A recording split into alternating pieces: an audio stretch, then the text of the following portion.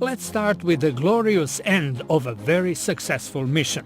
The deep space probe Cassini-Huygens was directed to burn in Saturn's atmosphere so it would not contaminate its moons with microbes from Earth that inevitably hitch a ride on all spacecraft. It spent 20 years exploring Jupiter and Saturn, landing a probe on Saturn's moon Titan and discovering water on another moon, Enceladus.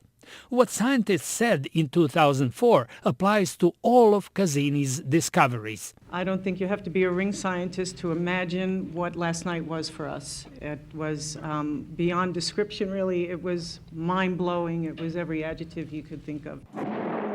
One notable launch this year was the European Space Agency satellite Sentinel-5 Precursor.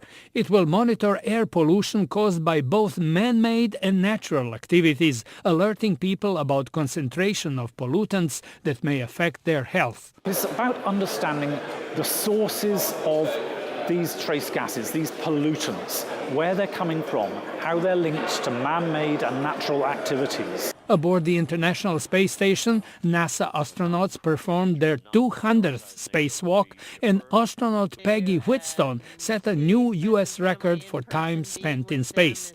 On Earth, scientists were busy preparing new important missions for 2018.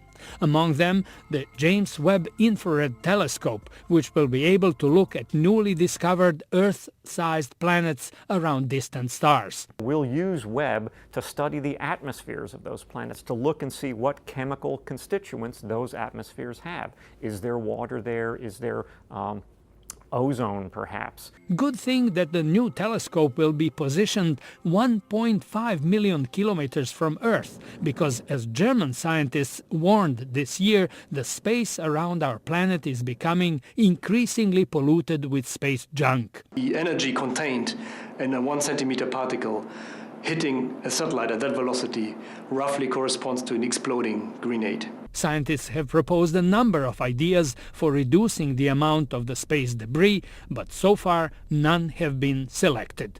George Putic, VOA News.